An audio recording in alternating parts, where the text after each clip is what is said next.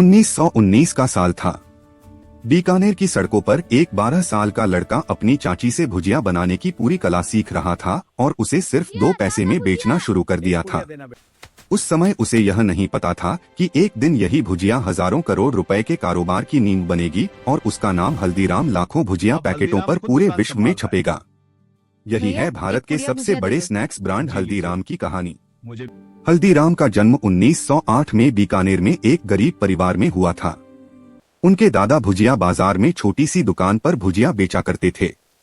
बचपन से ही हल्दीराम को भुजिया बनाने का शौक था, इसलिए मात्र 12 साल की उम्र में वे रोज घंटों मेहनत करके भुजिया बनाने की पूरी प्रक्रिया में पारंगत हो गए और जल्द ही दादाजी की दुकान पर नियमित रूप से बैठने लगे।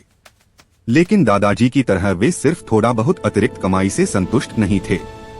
उन्हें अपना कारोबार बड़ा करना था। तब जो भुजिया वे बेच रहे थे वह बेसन से बनता था, लेकिन उन्होंने देखा कि राजस्थानी लोग मूंग दाल को बहुत पसंद करते हैं और इसे कई व्यंजनों में इस्तेमाल करते हैं। इसलिए हल्दीराम ने बेसन के साथ मूंग दाल मिलाकर नई भुजिया बनानी शुरू कर दी।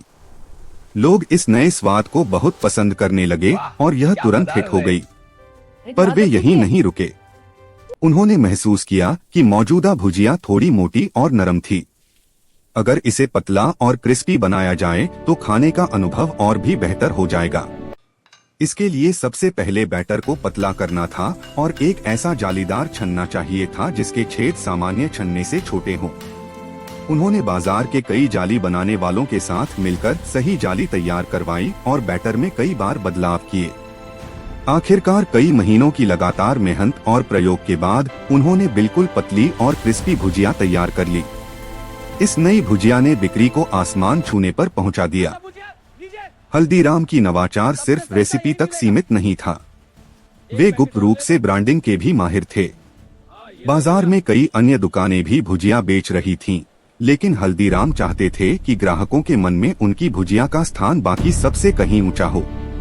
उन्होंने देखा कि बीकानेर के सबसे लोकप्रिय महाराजा दूंगर सिंह थे, जिनका लोग बहुत सम्मान करते थे।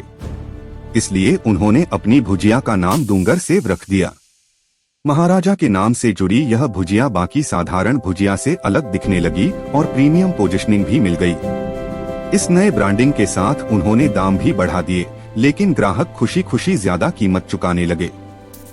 अगले कुछ वर्षों में हल्दीराम ने अपने 2 भाइयों के साथ मिलकर कारोबार को अच्छी तरह स्थापित कर लिया।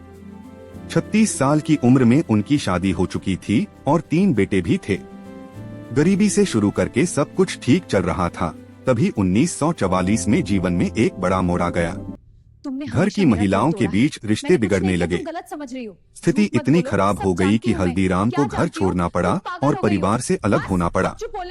सबसे बड़ी समस्या यह थी कि घर के साथ साथ कारोबार से भी उन्हें बाहर कर दिया गया। जिस कारोबार को उन्होंने अपने दिल से बनाया था, आज वही कारोबार उन्हें एक पैसा भी नहीं दे रहा था।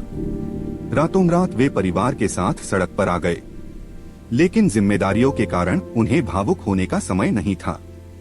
हल्दीराम ने तुरंत खुद को संभाला और काम की तलाश शुरू कर दी। एक दिन बाजार में काम ढूंढते हुए किसी ने उनका नाम पुकारा। पीछे मुड़कर देखा तो उनका बचपन का दोस्त खड़ा था। वह कई साल बाद बीकानेर लौटा था। हल्दीराम ने उसे अपनी सारी कहानी सुनाई। सालों पहले हल्दीराम ने उस दोस्त की मदद 200 रुपए देकर की थी और लकीली वह एहसान नहीं भूला था। उसी दिन उसने 100 रुपए लौटा दिए। ये 100 रुपए हल्दीराम के लिए जीवन रेखा साबित हुए। सबसे पहले उन्होंने परिवार के लिए किराए का छोटा घर लिया और फिर नया कारोबार सोचने लगे। उनकी पत्नी चंपा देवी स्वादिष्ट मूंग दाल बनाती थीं और मूंग दाल बीकानेर वालों का स्टेपल भोजन भी था। बस फिर क्या था, उन्होंने मूंग दाल का कारोबार शुरू कर दिया। बचे हुए पैसे से मूंग दाल, मसाले और बाकी सामान खरीदा तथा अस्थायी रसोई भी लगा ली। दोनों सुबह जल्दी उठकर मूंग दाल तैयार करते और फिर हल्दीराम पूरे दिन बाजार में घूम घूम कर लोकल मजदूरों और दफ्तर जाने वालों को बेचते। कुछ समय बाद उन्होंने अपनी पुरानी पसंद यानी भुजिया भी मूंग दाल के साथ बेचनी शुरू कर दी। मेहनत, स्वाद और गुणवत्ता के कारण जल्द ही वफादार ग्राहक बन गए और कुछ ही समय में छोटी दुकान किराए पर ले ली। दुकान खुलते ही बाजार में खबर फैल गई कि हल्दीराम और उनका दूंगर सेव वापस आ गया है। लोग दुकान पर लाइन लगाने लगे और जल्द ही हल्दीराम फिर से लोकल भुजिया राजा बन गए। अगले कुछ वर्षों तक हल्दीराम ने सिर्फ इस दुकान को बढ़ाने पर ध्यान दिया। फिर 1950 के दशक में एक ऐसा मौका आया जो उनके कारोबार के लिए बड़ा टर्निंग पॉइंट साबित हुआ। हल्दीराम अपने दोस्त की बेटी की शादी में कोलकाता गए थे।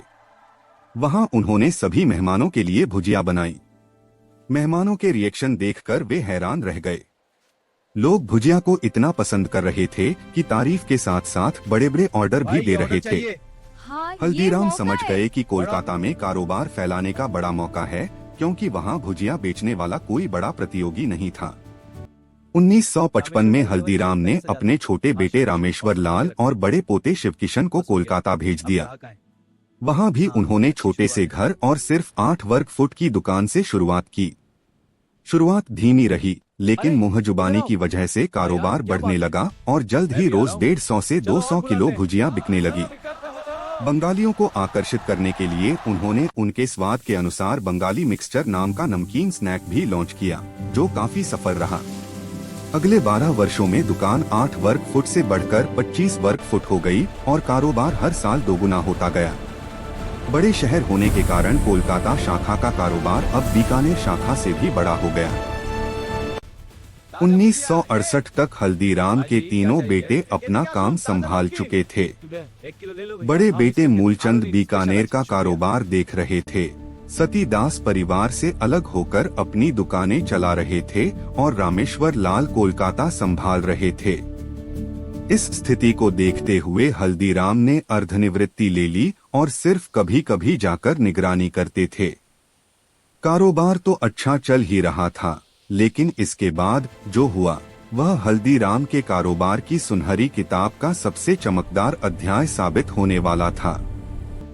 हल्दीराम के बड़े पोते शिवकिशन, जो तब तक कोलकाता में चाचा के साथ काम कर रहे थे, 1968 में नागपुर में हल्दीराम की नई शाखा खोलने का फैसला किया।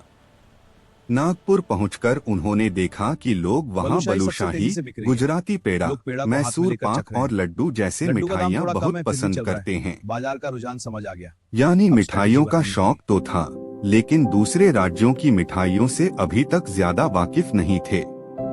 इस मौके को देखते हुए शिवकिशन ने भुजिया के साथ अपनी पसंदीदा काजू कतली भी बेचनी शुरू कर दी।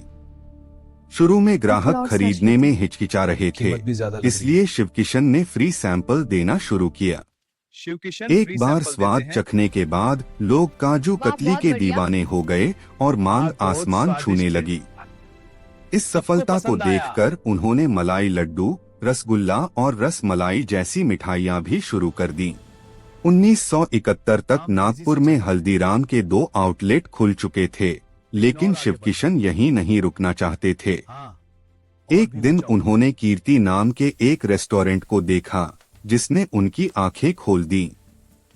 वह रेस्टोरेंट सिर्फ डोसा और लस्सी बेचता था और हमेशा ग्राहकों की भीड़ रहती थी। वाह, यह डोसा कितना इसी से शिवकिशन को हल्दीराम की दुकान को रेस्टोरेंट में बदलने का आइडिया मिला।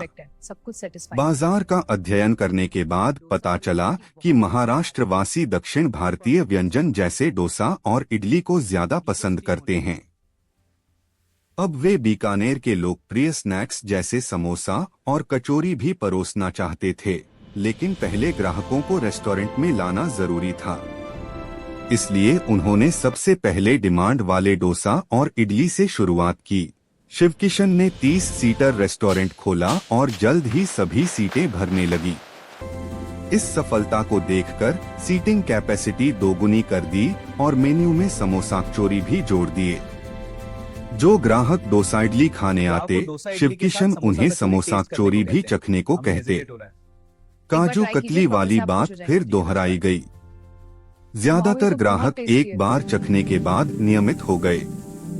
अगले कुछ वर्षों में नागपुर में हल्दीराम के कई आउटलेट खुल गए और नागपुर शाखा सिर्फ भुजिया कारोबार से आगे बढ़कर भारतीय स्नैक्स, मिठाई और रेस्टोरेंट कारोबार में बदल गई।